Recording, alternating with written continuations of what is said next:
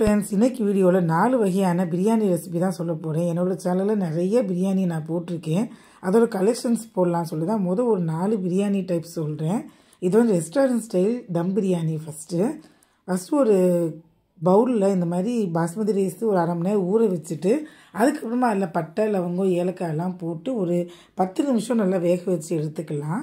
ஒரு வானிலையில் திருப்பி அதே மாதிரி பட்டை, லவங்கம், ஏலக்காய், வெங்காயம், தக்காளி, 2 பச்சை மிளகா எல்லாத்தையும் போட்டு நல்லா ஜூஸியாக வதக்கி எடுத்துக்கலாம். அப்புறம் கொஞ்சம் கொத்தமல்லி, புதினா போட்டுட்டு ஒரு கப்பில் 1 spoon மிளகாப்பொடி, 1 spoon garam masala, 1 spoon தனியா பவுடர், 1 ஸ்பூன் ஜீரா பவுடர் எல்லாத்தையுமே கலந்து மொத்தமாக போட்டுடலாம். அப்புறம் கொஞ்சம் தயிர் விட்டுக்கோங்க. அப்புறம் பிரியாணி பாஸ்மதி ரைஸ் ரெடி ஆயிடுச்சு. ஃபஸ்ட்டு கொஞ்சமாக ஒரு லேயர் இதை எடுத்துக்கலாம். அந்த கிரேவியை எடுத்துகிட்டு அதில் பாஸ்மதி ரைஸ் போட்டு திருப்பி இன்னும் ஒரு லேயர் அந்த கிரேவியை போட்டு அப்படி லேயர் பை லேயராக ஒன்று ஒன்றா போட்டுடலாம். ஒரு 5 நிமிஷம் தம்மில் வச்சா போதும். இந்த மாதிரி வெயிட் வச்சுட்டு அதுக்கு மேலே எல்லோ கலரை இந்த மாதிரி தண்ணியில் கொஞ்சமாக மிக்ஸ் பண்ணிவிட்டு மேலே விட்டுருங்க. ஒரு 5 நிமிஷம் கழித்து கீழே அப்படியே கலக்க வேண்டாம். இப்போ எடுத்து போட்டு சாப்பிட்டிங்கன்னா சூப்பராக இருக்கும் பிரியாணி. கலர்ஃபுல்லாக நம்ம ரெஸ்டாரண்ட்டில் சாப்பிட்ற மாதிரியே. அதுக்கு சைடிஷ் கோபி ஃப்ரை பார்க்கலாம். ரொம்ப சிம்பிளாக கோபியை நல்லா ஒரு தடவை சூடு பண்ணி எடுத்துகிட்டு அதில் கார்ன்ஃப்ளவர் பவுடர், அரிசி மாவு, அப்புறம் ஜிஞ்சர் கார்லிக் பேஸ்ட், தனியா பவுடர், சில்லி பவுடர் எல்லாம் போட்டு நல்லா பெரட்டினா மாதிரி. தண்ணியே விட வேண்டாம், நம்ம வேக வச்ச தண்ணியே போதும். தண்ணியை விடாமல் பெரட்டினீங்களாலே நல்லா ஒரு கோட்டிங்காக வந்துடும். இந்த மாதிரி நல்லா சூடு எண்ணெயில் போட்டு எடுத்திங்கன்னா ரெடி ஆயிரும். பாருங்கள், ரெடி ஆயிடுச்சு. நெக்ஸ்ட்டு ஜீரா ரைஸ் பிரியாணி பார்க்கலாம். ஜீரா ரைஸில் பண்ணுற பிரியாணி சூப்பராக இருக்கும். தல்பாக்கட்டி பிரியாணி, அப்புறம் நிறைய பிரியாணி இருக்குது இல்லையா தமிழ்நாட்டில், அந்த டேஸ்ட் ஒரு இதுக்கு ஒரு பவுடர் ரெடி பண்ணுவேன் நான். 2 பட்டை, ஒரு 3 லவங்கம், 2 ஏலக்காய், கொஞ்சமாக ஜாதி பத்திரி போட்டு நல்லா ரொம்ப பவுடராக வேணால் ரோஸியாக அரைச்சிக்கோங்க. அப்புறம் ஒரு குக்கரில் இந்த மாதிரி நெய்யும் எண்ணெயும் சேர்த்து விட்டு பட்டை, லவங்கம், ஏலக்காயெல்லாம் போட்டு வெங்காயம், தக்காளி, இஞ்சி பூண்டு பேஸ்ட் போட்டு நல்லா சிகப்பாக இந்த வெங்காயம் வதக்கிற இதில் தான் இருக்குது பிரியாணியோட டேஸ்ட்டு. அப்புறம் இஞ்சி பூண்டு பேஸ்ட்டு போட்டு நல்லா வதக்கிக்கலாம்.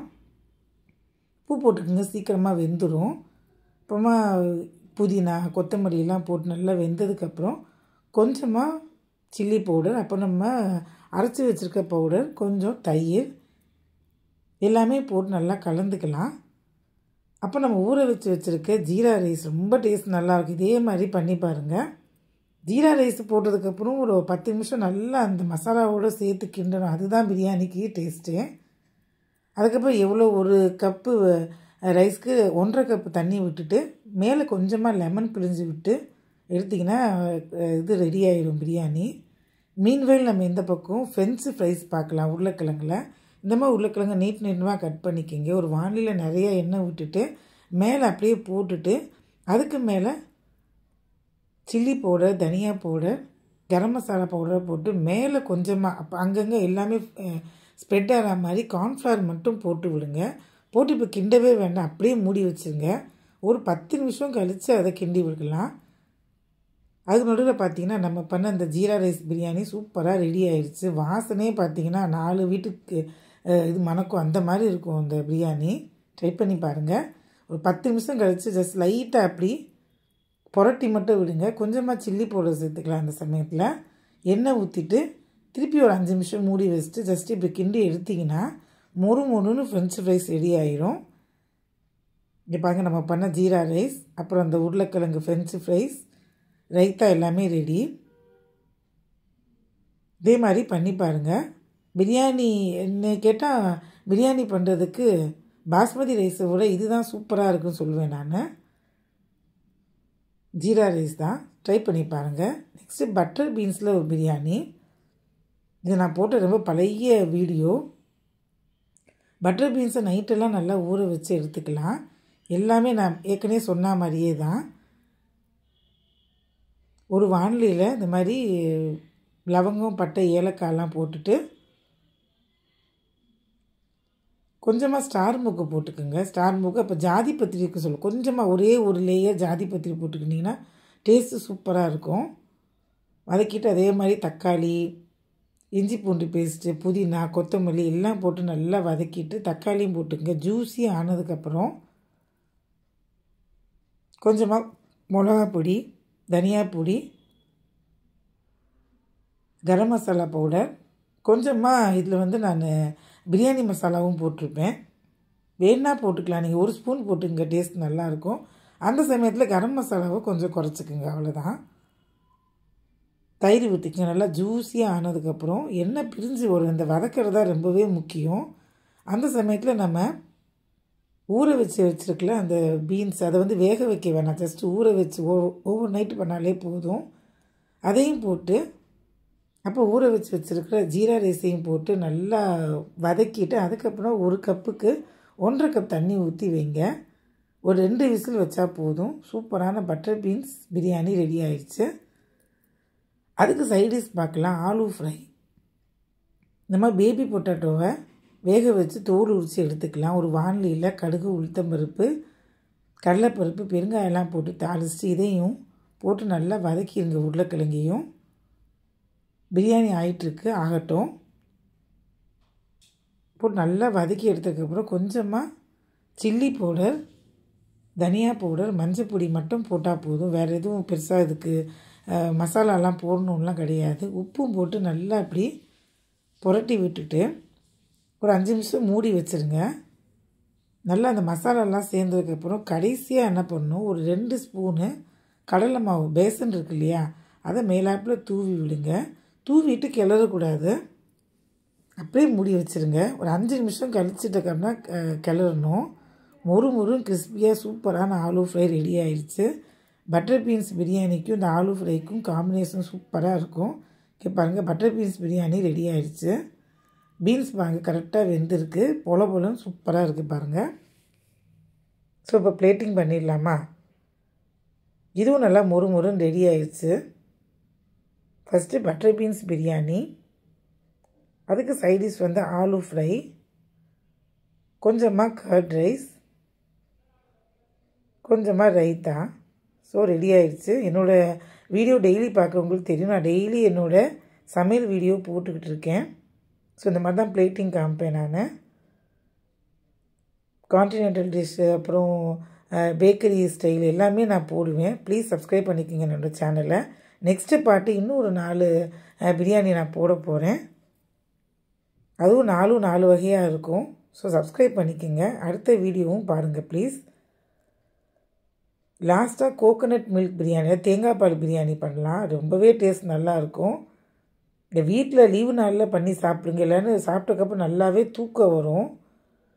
நல்லா ஃபுல்லாக சாப்பிட்டு படுத்திங்கன்னா நல்லா நிம்மதியான தூக்கம். அந்தளவுக்கு தேங்காய் பால் வந்து கொஞ்சம் நல்லா ஸ்லீப்பியாக ஒரு இது கொடுக்கும், நமக்கு ஃபீல் கொடுக்கும். டேஸ்ட்டும் ரொம்ப நல்லாயிருக்கும். நிறையாவும் சாப்பிட்ருவீங்க நீங்கள்.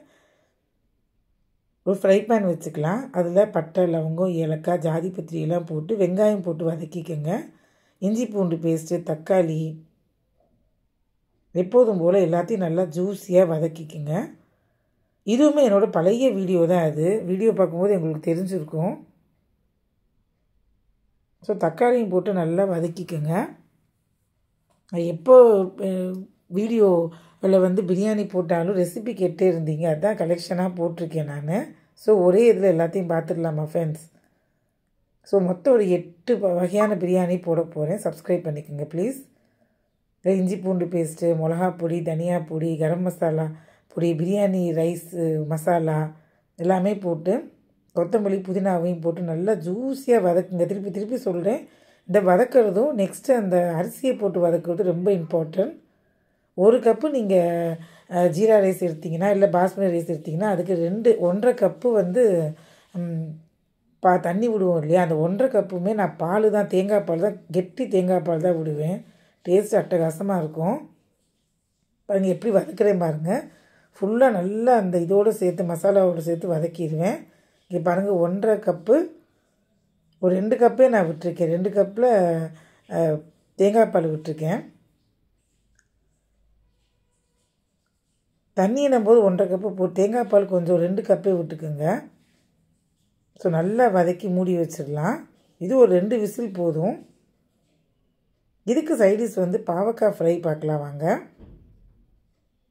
பாவக்காய் இந்த மாதிரி பெருசு பெருசாக கட் பண்ணிவிட்டு உள்ளே இருக்க விதையெல்லாம் எடுத்துகிட்டு அதோட கடலை மாவு 2 ஸ்பூனு, அரிசி மாவு 1 ஸ்பூனு,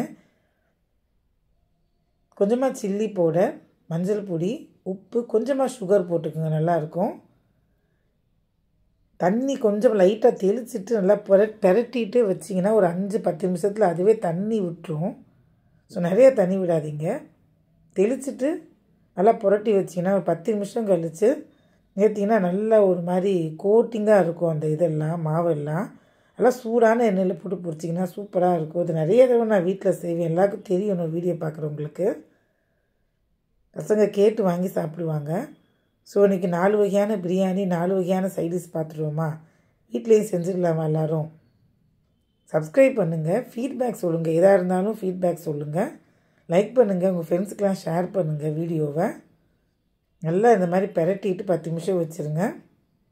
நல்லா சூடான எண்ணெயில் பொரிச்சு எடுத்திங்கன்னா சூப்பரான இது ரெடி ஆயிரும். பாருங்க, பிரியாணி ரெடி. தேங்காய் பால் பிரியாணி வித்து பாவக்காய் ஃப்ரை காம்பினேஷனே சூப்பராக இருக்கும். ட்ரை பண்ணி பாருங்கள். கமெண்ட் பாக்ஸில் கமெண்ட் பண்ணுங்கள். அடுத்த வீடியோவில் 4 டைப் ஆஃப் இன்னும் பிரியாணி போடுறேன். அதையும் பார்த்து வீட்டில் செஞ்சு கொடுங்க. நல்லா சூடான எண்ணெயில் பொரிச்சிடலாம். Basmati rice, jeera rice, normal நம்ம வீட்டில் பண்ணுற புழுங்கரிசி பொன்னி ரைஸ் அப்படிலாம் இருக்கணும். அதில் கூட இதே டைப்பில் செஞ்சு பாருங்கள். தண்ணி மட்டும் நீங்கள் உங்கள் டெய்லி பண்ணுவீங்களா அதுக்கேற்ற அட்ஜஸ்ட் பண்ணிக்கோங்க. எல்லா அரிசியில் பண்ணாலுமே பிரியாணி டேஸ்ட்டாக சூப்பராக இருக்கும். சூடான எண்ணெயில் பொரிச்சு எடுத்திங்கன்னா மொறுன்னு ரெடி ஆயிரும். எல்லாமே ஒரே வகையாக தான் செய்வேன் நான். பிரியாணி எல்லாமே கொஞ்சம் அந்த பவுடர் கொஞ்சம் அரைச்சி போடுறதெல்லாம் கொஞ்சம் டிஃபர் ஆகும். டேஸ்ட் எல்லாமே சூப்பராக இருக்கும். சப்ஸ்கிரைப் பண்ணிக்கோங்க. தேங்க்ஸ் ஃபார் வாட்சிங்.